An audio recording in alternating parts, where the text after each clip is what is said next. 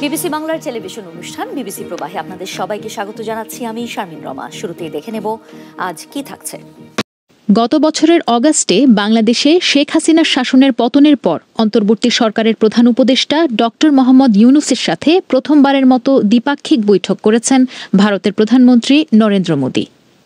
ব্যাংককের Shangri-La হোটেলে বঙ্গোপসাগরীয় দেশগুলোর আঞ্চলিক সহযোগিতা জোট বিমস্টেকের শীর্ষ সম্মেলনের সাইডলাইনে স্থানীয় সময় শুক্রবার বেলা 12:30টায় বৈঠকটি অনুষ্ঠিত হয়।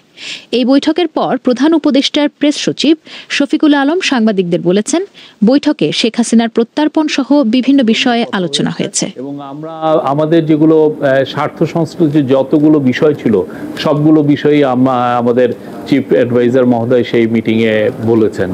যেমন শেখ হাসিনার প্রত্যার্পণ বিষয়ে কথা হয়েছে, শেখ হাসিনা যে ওইখানে বসে অনেক ধরনের ইনসেন্ডিয়ারি কমেন্ট করছেন সেগুলো বিষয়ে কথা হচ্ছে। তারপরে বর্ডার কিলিং নিয়ে কথা হয়েছে। আমাদের দুই দেশের মধ্যে যে গাঞ্জেস ওয়াটার ট্রিটিটা আপনি জানেন যে নতুন করে এটার এক্সপায়ার হয়েছে, নতুন করে ট্রিটিটা হওয়ার আবার কথা হচ্ছে, এবং তিস্তা ওয়াটার, এগুলো সবগুলো নিয়েই কথাবার্তা হয়েছে। আমি বলবো যে মিটিংটা খুবই কনস্ট্রাকটিভ, প্রোডাক্টিভ এবং ফ্রুটফুল হয়েছে। গত কয়েকদিন ধরে প্রতিবেশী দুই দেশের শীর্ষ নেতার বৈঠক নিয়ে বাংলাদেশ এবং ভারতের গণমাধ্যমে আলোচনা ছিল। বিমস্টেক সম্মেলনের সাইডলাইনে দুই শীর্ষ নেতার মধ্যে দ্বিপাক্ষিক বৈঠক করার জন্য বাংলাদেশের পক্ষ থেকে আগ্রহ প্রকাশ করে চিঠি দেয়া হয়েছিল বলে জানানো হয়েছিল ঢাকার কর্মকর্তাদের পক্ষ থেকে। বাংলাদেশের গণমাধ্যমে এ সংক্রান্ত খবর প্রকাশ হলেও ভারতীয় কর্মকর্তারা বিষয়টি নিশ্চিত করেননি। ফলে শেষ মুহূর্ত পর্যন্ত এক ধরনের অনিশ্চয়তা ছিল বৈঠকটি নিয়ে।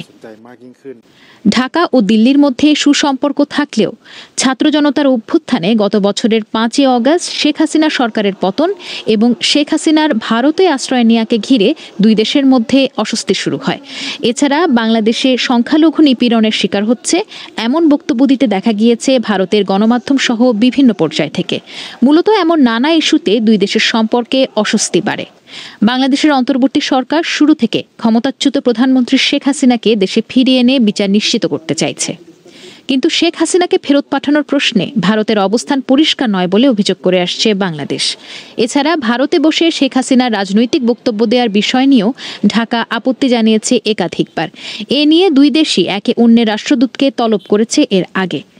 সেই সাথে গত বছরের জুলাই থেকে বাংলাদেশের নাগরিকদের জন্য ভারতের ভিসা দেওয়া প্রায় বন্ধ রয়েছে। সেই সাথে সীমান্ত হত্যা প্রসঙ্গ তো আছেই। আর সবশেষ সম্প্রতি চীন সফরের সময় ভারতের উত্তর পূর্বাঞ্চলীয় 7 রাজ্য বা 7 সিস্টার্স সম্পর্কে অধ্যাপক ইউনূসের বক্তব্য নিয়ে সম্পর্কে টানাপোড়েন আরও বেড়ে যায় বলে বিশ্লেষকরা বলছেন। সেখানে ডক্টর ইউনূস ভারতের ওই 7টি রাজ্যকে ল্যান্ডলকড বা ভূবেষ্টিত বলে উল্লেখ করেছেন। তিনি বলেছেন, এ অঞ্চলে বাংলাদেশ হল সমুদ্রের একমাত্র অভিভাবক। তার এই মন্তব্য ভারতের রাজনৈতিক মহলে ব্যাপক আলোড়ন সৃষ্টি করেছে। ডক্টর ইউনূসের কথার সূত্র ধরে ভারতের পররাষ্ট্রমন্ত্রী এস জয়শঙ্কর বিমস্টেকে ভারতের কৌশলগত ভূমিকার কথা তুলে ধরেন। তিনি মূলত দেশটির 6,500 কিলোমিটার উপকূল রেখা এবং বিমস্টেকের 5টি সদস্য দেশের সঙ্গে ভৌগোলিক সংযুক্তির গুরুত্ব তুলে ধরেন। এমন নানা ইস্যুতে গত 8 মাস ধরে বাংলাদেশ ভারত সম্পর্কে আস্থার ঘাটতি দেখা দেওয়ার প্রেক্ষাপটে ব্যাংককে ডক্টর ইউনূস এবং নরেন্দ্র মোদির মধ্যকার বৈঠকের রাজনৈতিক গুরুত্ব রয়েছে। এর আগে গত সেপ্টেম্বরে নিউ ইয়র্কে ডক্টর ইউনূস ও মোদির মধ্যে বৈঠক হওয়ার বিষয়ে আলোচনা হয়েছিল। সে সময় দুই নেতার সময়সূচির মধ্যে ভিন্নতার কারণে বৈঠকটি হয়নি। ডিসেম্বরে ভারতের পররাষ্ট্র সচিব বিক্রম মিশ্রি বাংলাদেশ সফর করেছেন। এছাড়া পররাষ্ট্র উপদেষ্টা তৌহিদ হোসেন একাধিকবার ভারতের পররাষ্ট্রমন্ত্রী এস জয়শঙ্করের সঙ্গে বৈঠক করেছেন।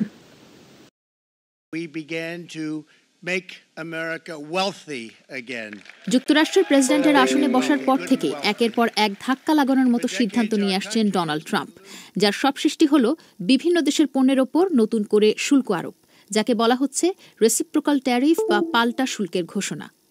কোন দেশের ওপর কত হারে পারস্পরিক শুল্ক আরোপ হবে সংবাদ সম্মেলনে তার একটি তালিকা তুলে ধরেছেন মিস্টার ট্রাম্প। এই তালিকায় বাংলাদেশের নামও রয়েছে। বরং দক্ষিণ এশিয়ার দেশগুলোর মধ্যে শ্রীলঙ্কার পরে সবচেয়ে বেশি বাংলাদেশের ওপরে শুল্ক আরোপ হয়েছে, যেখানে কিনা ভারত পাকিস্তানের ওপর আরোপ হয়েছে অনেকটাই কম। বাংলাদেশ মার্কিন বাণিজ্যে এবং সামগ্রিকভাবে বাংলাদেশের অর্থনীতিতে এই শুল্ক আরোপের প্রভাব কেমন হতে পারে সে বিষয়ে ব্যাখ্যা করব আমি Sanjana Chowdhury. Reciprocal tariffs on countries throughout the world. Reciprocal. That means they do it to us and we do it to them.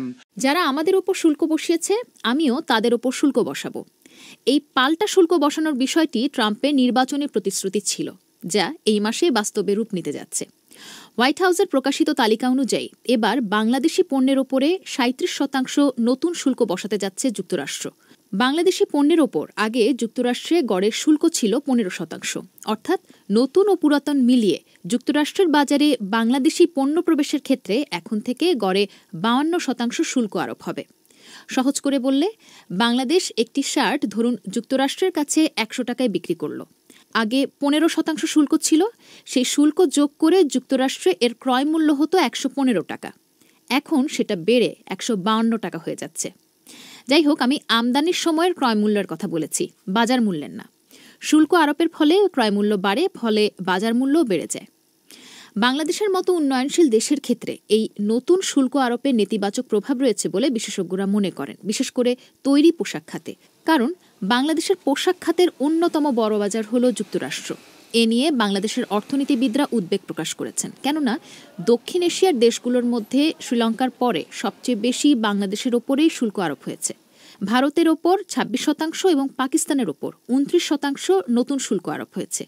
এছাড়া যুক্তরাষ্ট্র তাদের তালিকায় যা দেখিয়েছে যে বাংলাদেশ মার্কিন পণ্যের ওপর 74% আরোপ করেছে, তা নিয়েও প্রশ্ন তুলেছেন অর্থনীতিবিদরা।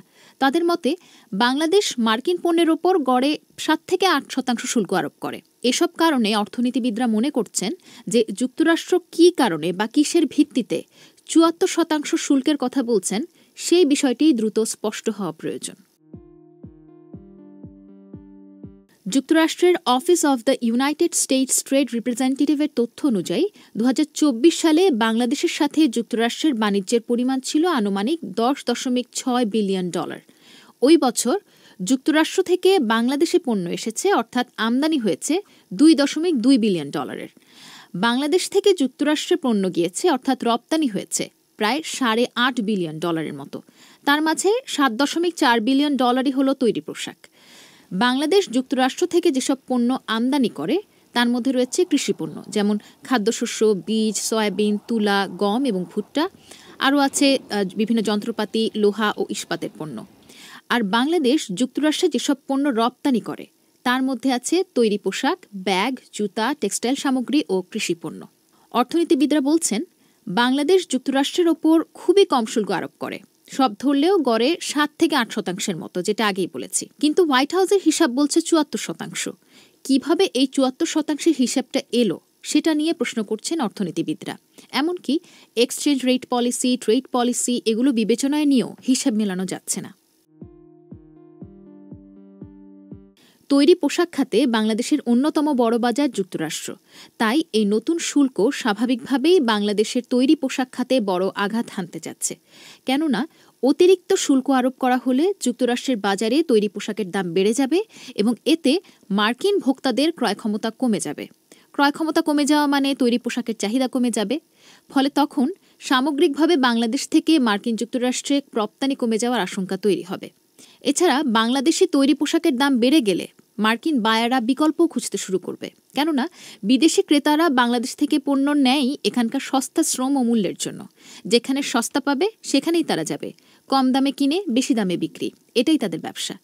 এক্ষেত্রে দেখা যাবে বিদেশি ক্রেতারা তাদের বিকল্প হিসেবে কেনিয়া, মিশর কিংবা হন্ডুরাসের মতো দেশকে বেছে নিতে পারে, কারণ ওই দেশগুলোতে নতুন শুল্কের হার 10% এবং দেশগুলো যুক্তরাষ্ট্র থেকে কাছেও। এতে বাংলাদেশের তৈরি পোশাক শিল্প ক্ষতিগ্রস্ত হতে পারে। ইউরোপের বাজারেও যদি একই পরিস্থিতি সৃষ্টি হয় তাহলে নির্ঘাত এটি বাংলাদেশের পোশাক খাতের জন্য অশনি সংকেত। বুঝতেই পারছেন যুক্তরাষ্ট্রের এই একটি সিদ্ধান্ত বাংলাদেশের পোশাক খাত সহ অন্যান্য শিল্প খাতকে কতটা নাড়িয়ে দিতে পারে। সেক্ষেত্রে বাংলাদেশ তাদের বাণিজ্য কিভাবে নিরাপদে রাখবে, এক্ষেত্রে কিছু পরামর্শ দিয়েছেন অর্থনীতিবিদরা।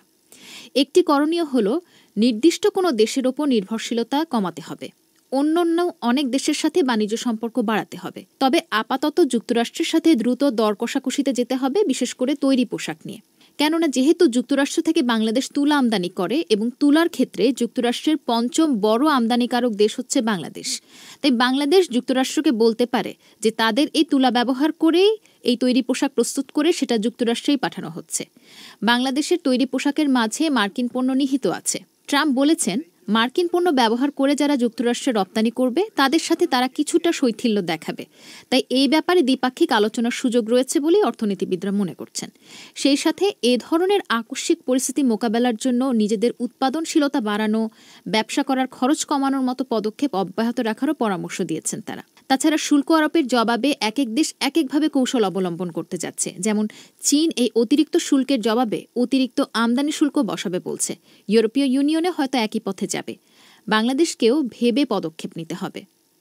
যেহেতু এই শুল্ক অবিলম্বে কার্যকর হবে, তাই এই পণ্যগুলো এখনও জাহাজে আছে, বন্দরে পৌঁছায়নি বা বন্দরে পৌঁছালেও কাস্টমস ক্লিয়ারেন্স হয়নি। এগুলোর ওপর এই নতুন শুল্ক আরোপ হবে। আর যেগুলো উৎপাদনে আছে সেগুলোর ওপরও প্রযোজ্য হবে। তাই বায়ারদের কাছ থেকেও চাপ আসবে। তবে শুল্ক আরোপের কারণে যে শুধু বাংলাদেশে আক্রান্ত হবে তা নয়, বরং সারা বিশ্বে এর প্রভাব পড়বে বলে অর্থনীতিবিদরা মনে করছেন। তো ট্রাম্পের এই সিদ্ধান্তকে আপনি কিভাবে দেখছেন সেটা কমেন্টে জানাবেন।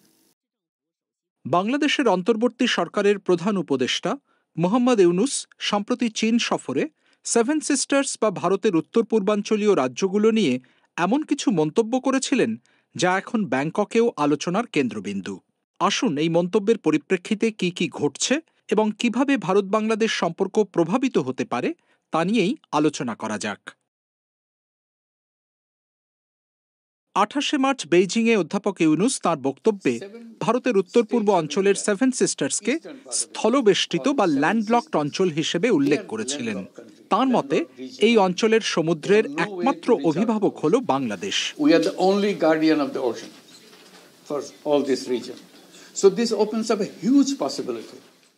তিনি আরও বলেন, এই এলাকায় সমুদ্র সংযোগ চীনের অর্থনৈতিক প্রসারের জন্য সুযোগ তৈরি করতে পারে। So that's the opportunity we should seize and we should implement, we should get it done. Doctor ইউনুসের এই মন্তব্যের পর ঢাকার পক্ষ থেকে ব্যাখ্যা দেওয়া হয়েছে। প্রধান উপদেষ্টার বিশেষ প্রতিনিধি খলিলুর রহমান জানান, কানেক্টিভিটির সম্ভাবনা নিয়ে ডক্টর ইউনুসের বক্তব্য সৎ উদ্দেশ্যে ছিল। ভারত এই ব্যাখ্যাকে অবশ্য ড্যামেজ কন্ট্রোল বলে উল্লেখ করছে।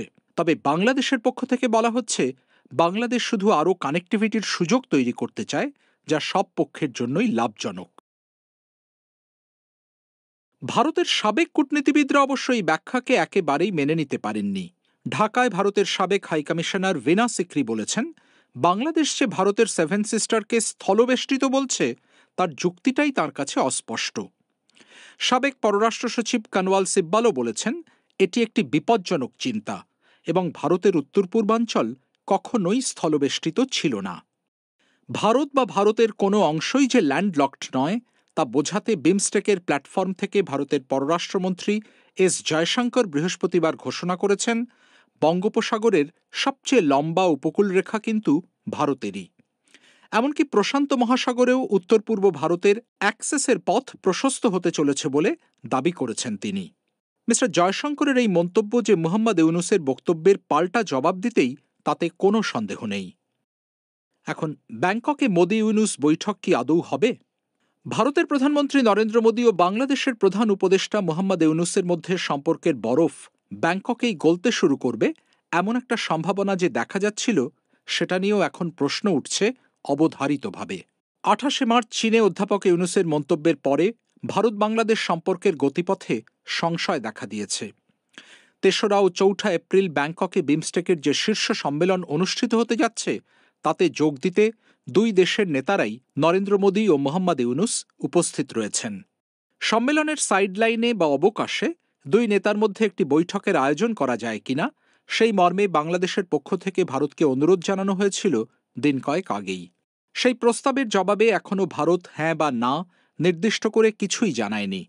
ঢাকার প্রস্তাব বিবেচনা করা হচ্ছে, এটাই এখনও পর্যন্ত ভারতের আনুষ্ঠানিক প্রতিক্রিয়া। এদিকে বুধবার বাংলাদেশের পক্ষ থেকে কিন্তু বেশ স্পষ্ট করেই বুঝিয়ে দেওয়া হয়েছে, বৈঠক যে শেষ পর্যন্ত হবে সে ব্যাপারে তারা খুবই আশাবাদী। প্রধান উপদেষ্টার বিশেষ প্রতিনিধি খলিলুর রহমানও প্রকাশ্যেই জানিয়েছেন, মোদি ইউনুস বৈঠক হওয়ার জোরালো সম্ভাবনা আছে বলেই তাঁরা মনে করছেন। অনুরোধ করেছি সরকারিভাবে। আমরা আমাদের আশা করার সঙ্গত কারণ আছে যে বৈঠকটি হওয়ার যথেষ্ট সম্ভাবনা রয়েছে। তবে এর পরও বৈঠক অনুষ্ঠিত হবে কিনা দিল্লির তরফ থেকে সেই নিশ্চয়তা পাওয়া যায়নি। ভারতের কর্মকর্তারা বরং ইঙ্গিত দিচ্ছেন এই বৈঠক নিয়ে অনিশ্চয়তার পেছনে একটা বড় কারণ হল বেইজিংয়ে মোহাম্মদ ইউনূসের বিতর্কিত মন্তব্য। এদিকে আসাম এবং ত্রিপুরার রাজনীতিবিদরা মোহাম্মদ ইউনূসের মন্তব্যকে আপত্তিকর এবং চরম নিন্দনীয় বলে বর্ণনা করছেন।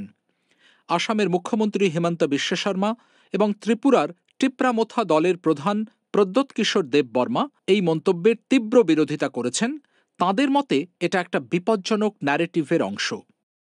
সব মিলিয়ে বেইজিংয়ের একটি অনুষ্ঠানে মাত্র ৩০ বা ৩২ সেকেন্ড ধরে বলা মোহাম্মদ ইউনূসের ওই কয়েকটি কথা যে আঞ্চলিক ভূরাজনীতিতে রীতিমতো আলোড়ন ফেলে দিয়েছে তাতে কোনো সংশয় নেই।